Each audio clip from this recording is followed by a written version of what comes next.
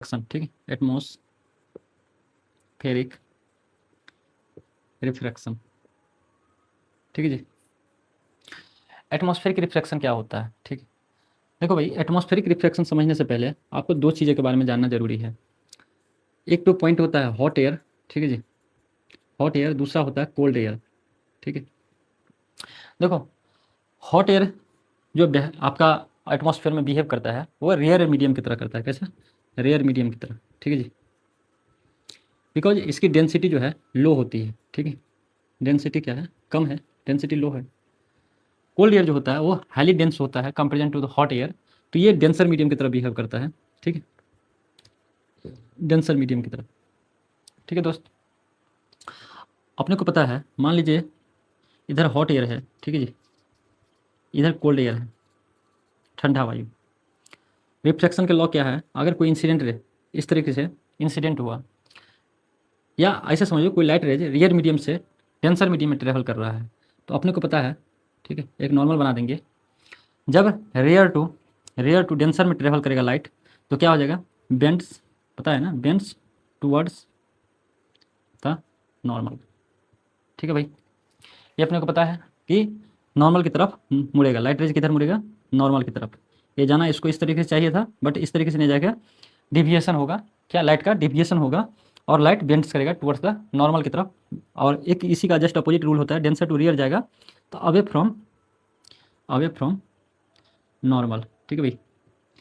अब इसी में अगर लाइट रोज को इधर से हम पास करें, ठीक, अगर ये नॉर्मल रहेगा तो नॉर्मल की तरफ ना जाके ये नॉर्मल से दूर भागेगा, है ना। जैसे कि अगर मैं इसी में देखूँ तो ये नॉर्मल से दूर भाग रहा है, ठीक है भाई। ये नॉर्मल है तो नॉर्मल से ये शिफ्ट हो रहा है, डेविएशन कर रहा है। अगर मैं इधर से देखूँ तो ये लाइट रेज इधर निकलना चाहिए था, बट इधर नहीं निकल के ये अवे फ्रॉम नॉर्मल हो जाएगा। तो दोनों सेम ही है।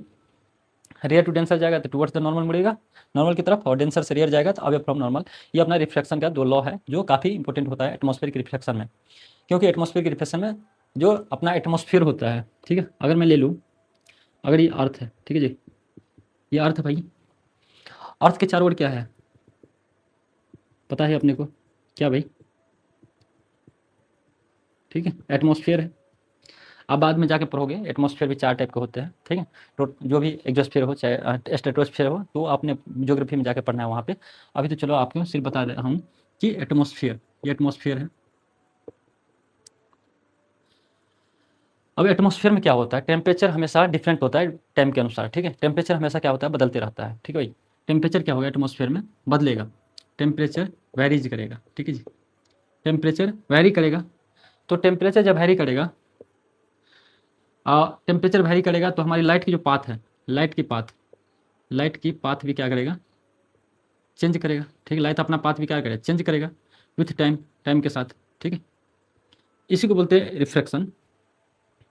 ये एटमॉस्फेयर में एटमॉस्फेरिक टेम्परेचर जो होता है, एटमॉस्फेरिक टेम्परेचर डिफरेंट टाइम पे डिफरेंट रहेगा, ठीक है जी। अलग अलग समय पे अलग अलग तापमान होता है, जिस कारण जो भी लाइट जो आती है एटमॉस्फेयर में इंटर करता है, तो वो अपना पाथ जो होता है जो जब ये एटमॉस्फेयर में ट्रेवल करेगा तो अपना पाथ चेंज करेगा, ठीक है। तो पाथ चेंज करना ही, लाइट रेज की पाथ चेंज करना ही एटमॉस्फेयर के अंदर में किस कारण? एटमॉस्फेरिक टेम्परेचर के कारण, ठीक है। उसी को क्या कहा जाता है? एटमॉस्फेरिक रिफ्लेक्शन कहा जाता है, ठीक है जी।